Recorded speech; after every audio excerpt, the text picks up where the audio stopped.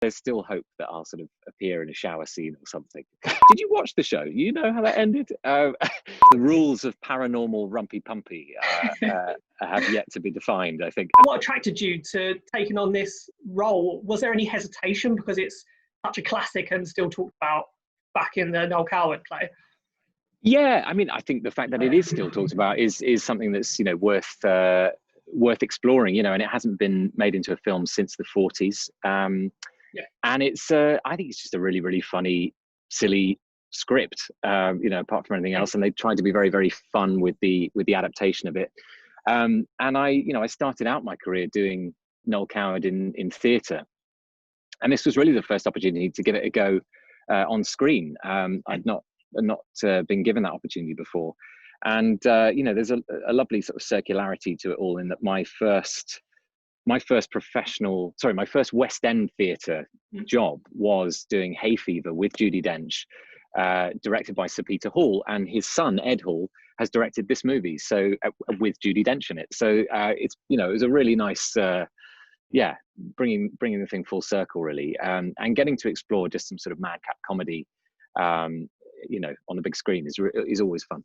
Yeah, definitely. So I'm taking it you never done Blithe Spirit on stage though, so you never had any pre-warning for that?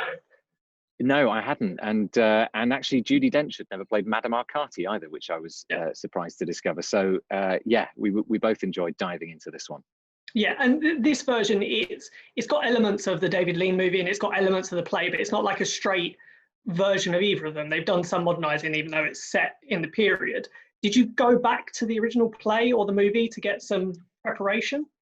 Yeah, of course. You know, we always start there, but I think you know, they were looking to bring certainly some of the female characters, you know, flesh them out a bit more in this version, and you know, I think it's something that was interesting to remember is that the original play was written in 1941, where, you know, Britain was facing a pretty bleak time, and you know, and Noel Coward was very, very good at finding humor and levity from pretty bleak subject matter, and I think there's something peculiarly British about that. But he was, you know, a real master of it, and I think there's something about that that sort of resonates at the moment, which you know, is quite fun to dive into that as well.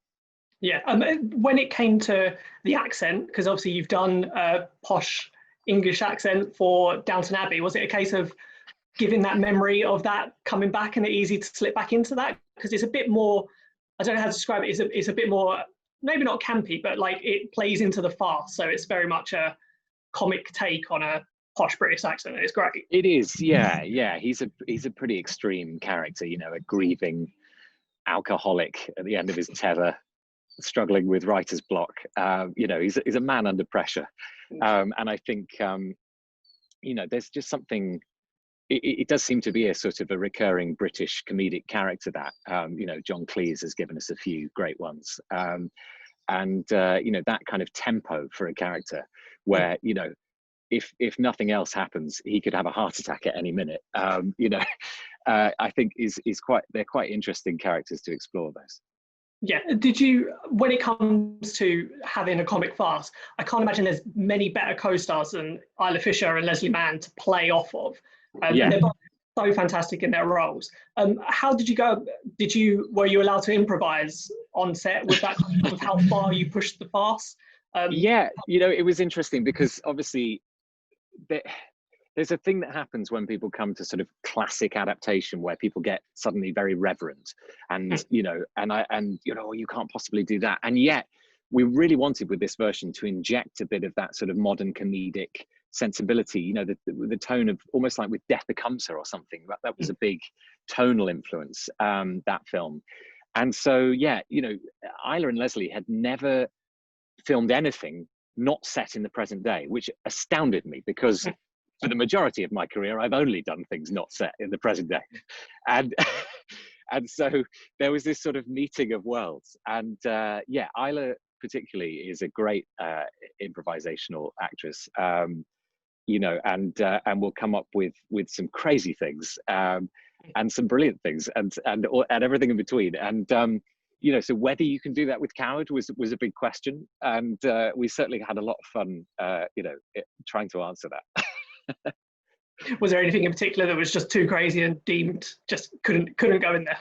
I can't remember. I mean, I think obviously we weren't allowed to swear in the improvising, which for Isla, can be hard. But she's just brilliant. She'll just throw ideas out there, and having worked with a few great comic actors over here now, that really is what it's all about. Watching Will Ferrell do his work, he's just throwing just silliness out there. And what we see on the final cut is maybe the best of, maybe not even the best of, like maybe the best of was too good or just not appropriate or whatever. But they'll just throw ideas out there, and the good ones will stick. And that's really what improvisation is all about in film, certainly. Yeah. Did you? I was interested whether you worked out the internal logic of Elvira and when she comes back, because obviously there are times where she interacts, there's some times where she can't interact. I'm thinking obviously have a bit of ghost sex, for want of a better word. Did you work that out between yourself and Leslie about when you'd be able to interact with each other and the environment and that kind of stuff?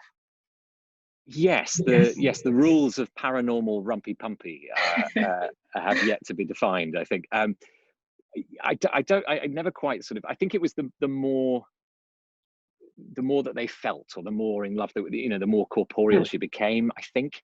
But yes, with any sort of genre like sort of ghosts or time travel, there's inevitably sort of strange holes and loops. But hopefully that doesn't detract too much from just the sort of main mad triangle of it all. Yeah, definitely. And as you mentioned before, like an element of this one is that the female characters do have more well-rounded roles. Was that part of the appeal in the first place, that you weren't just going to come in and do like a straight adaptation of the 1940s versions? Yeah, I think a stage to screen adaptation rarely works if you do it, word for word exactly as it was in the theatre, because that's just not, it rarely works like that. So you've got to find a different way in when you go outside of the the realm of that theatrical space that's been created. What does the world out there look like? What elements do we bring in? But also in the ending, just giving Isla and Leslie's characters more agency and more power at the end, and it's quite a fun sort of final twist, I think. Yeah, definitely. I asked the resident Downton Abbey expert at Digital Spire what they wanted me to ask you about it, and they were intrigued if it came to the Downton Abbey cast doing a séance and Matthew Crawley coming back and seeing that Mary's remarried. How do you think that would all play out? We'd drop a teacup or something, wouldn't we?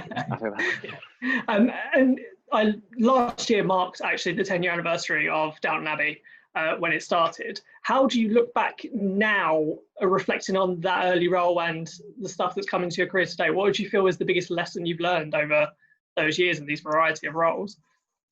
Yeah, I think just I'm incredibly grateful for everything that role and that show gave me, and also learning to put my faith in fortune, I guess, and just sort of following instinct, following the advice of good people around me, and just continuing to follow that path.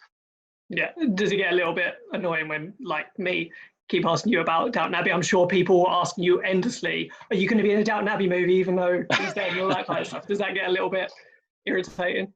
No, not at all. It's slightly surprising, given that I left that show 8 years ago now, and people, film executives, people who really should know better, say, "Are you in the movie?" Like, did you watch the show? You know how that ended. And there's still hope that I'll sort of appear in a shower scene or something.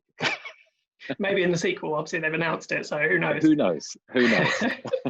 This is another comedy for you after Eurovision, which I must say, genuinely, your performance in that is one of my favourites of last year. Thank you very much. Loved it.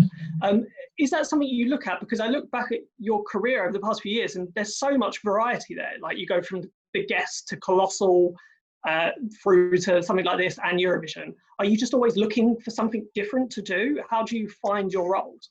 Yeah, I think an element of surprise and challenge. Often it's led by the filmmaker and the role. So if something juicy and spicy enough comes up, that will tempt me in there. But just looking for things to pique the curiosity, both myself and the audience.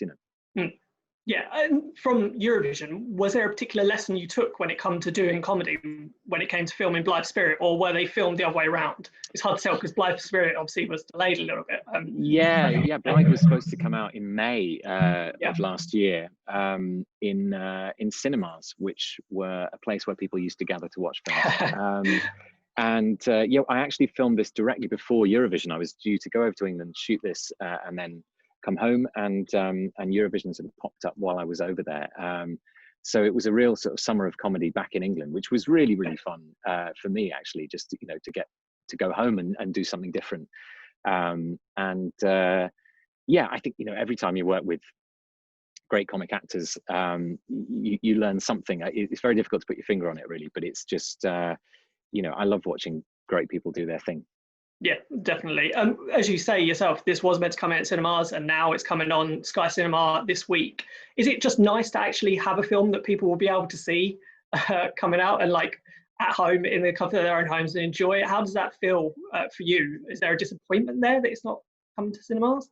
No, not at all. I think, I'd be mad if I was to encourage people to go and sit in a cinema right now. I think, it's a film that this particularly is a film that's going to be enjoyed by families, and that seems to be what's happening a lot at the moment, is, people gathering around to watch things together, which is great. And at the end of the day, yes, we want our stuff to be seen and enjoyed in however is safest and most sensible. Yeah.